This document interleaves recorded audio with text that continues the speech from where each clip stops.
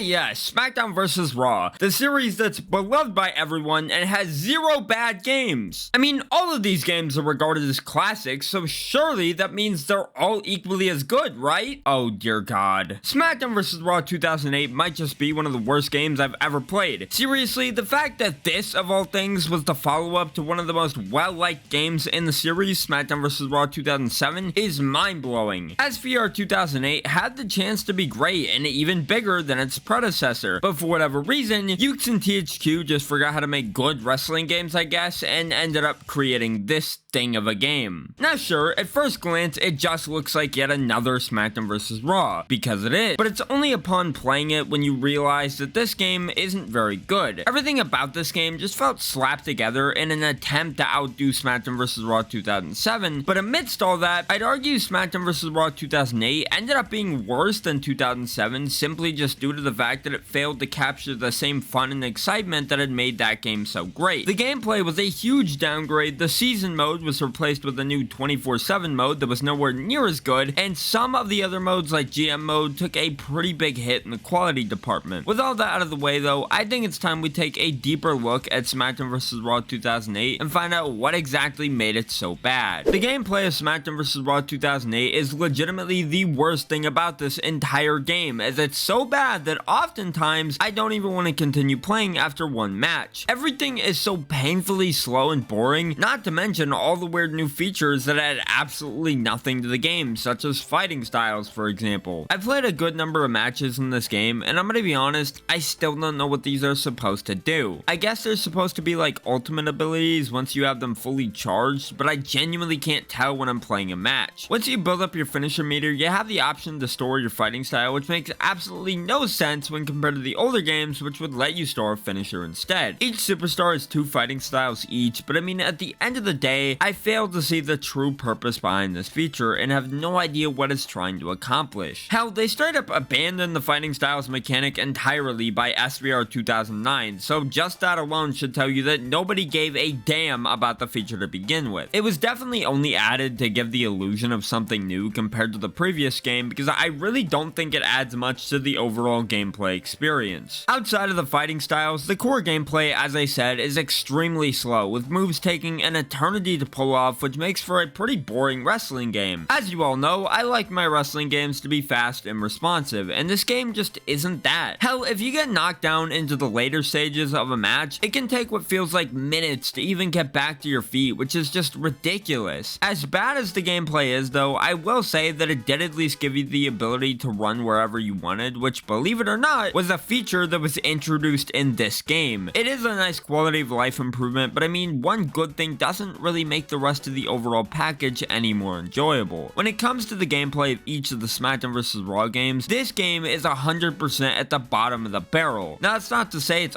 all bad, as like I said earlier, you can run wherever you want, and you can fight in the crowd, which is honestly pretty cool. They got rid of crowd fighting the next year and didn't bring it back to 2K17. Why? The one good thing this game had going for it, and for some reason they just got rid of it a year later? Jesus, no wonder why they went bankrupt. Enough about the gameplay though, now it's time to talk about the roster, because it truly is what I would call a mixed bag. Now normally these games only give you the option between SmackDown and Raw superstars, hence the name Smackdown vs. Raw. Oh! This game though just had to be different. The fact that it was the first Smackdown vs. Raw on the DS and PS3 wasn't good enough for it. It had to be different in other ways. So along with doing all that, it was also the very first game in the series to feature ECW stars as playable characters, which you gotta admit is pretty cool. The likes of Sandman and Tommy Dreamer are all playable here, and that's pretty damn cool. Now while I'm not a huge ECW fan, never have, never will be, I can at least appreciate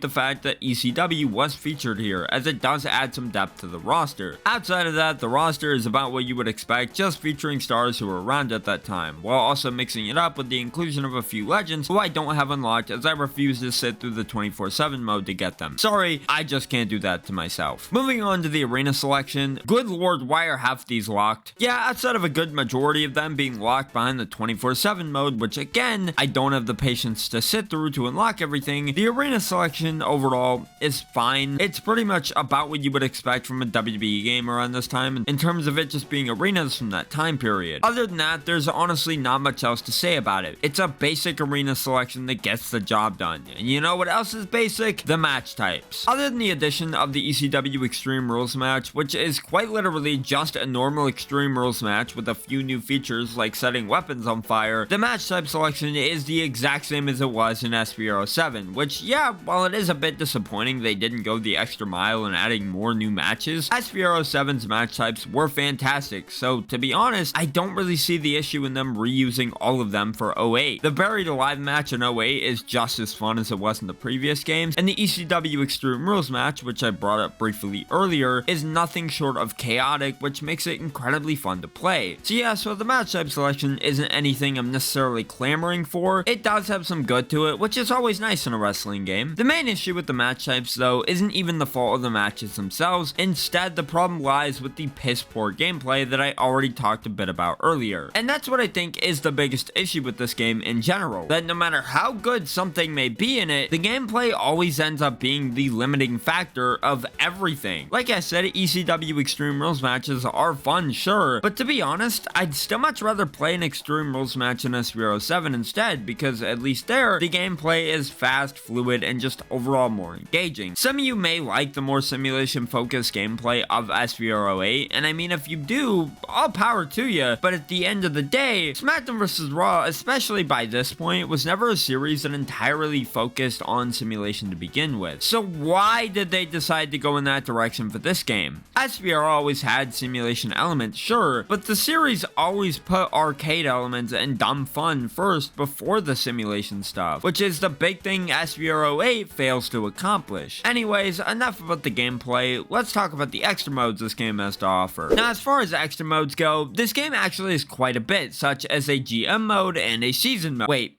24/7 mode? What the fuck is a 24/7 mode? At its core, all the 24/7 mode really is just a mix between the season mode and the GM mode, allowing you to play through the mode as either a superstar or a general manager. If you choose to play 24/7 mode as a superstar, what you end up getting is one of the most generic season modes, if you can even call it that, of all time. It almost feels like a precursor to universe mode, as you get to play through an entire calendar year over and over again, and have the freedom to play through your career the way you want to. I will admit, it is cool being able to do things like invading other shows you aren't a part of, but my god, the mode just isn't very fun. On top of that, there's no voice acting for the superstar you pick and play as either, which is a damn shame since it only does more to hurt the mode in my opinion. Moving on to the GM mode in this game, I think this takes the cake for being the most boring GM mode of all time, because genuinely, what the fuck is this? The entire point of the mode is for you to compete with the other shows, but I mean, the only shows that seem to really matter are the pay-per-views, while your weekly shows don't really mean much of anything. The whole mode just feels bland and lifeless when compared to how it was in the games that came before it. At least you can use ECW as a brand, which is nice I guess, but that doesn't make up for the mode being a complete waste of space. And now that I've talked about all that, I don't have to play this game anymore. Thank God. So that was Smackdown vs. Raw 2008, and I gotta say, after really sitting down and playing it fully for the first time, this is just not a very good game. It fails at almost everything it tries to do, and honestly just feels like a downgrade from SVR 07 in a lot of ways. Some of the changes to the gameplay, like the fighting styles mechanic I mentioned earlier, just felt unnecessary. The whole 24/7 mode just felt bland and generic, and the roster, while I didn't really touch on it that much, left a lot to be desired. Now, I'm sure some of you really enjoyed this game back then, and still might have a soft spot for it, which is perfectly okay. But if you tell me you grew up with the DS version of this game, I'm not trusting a word you say.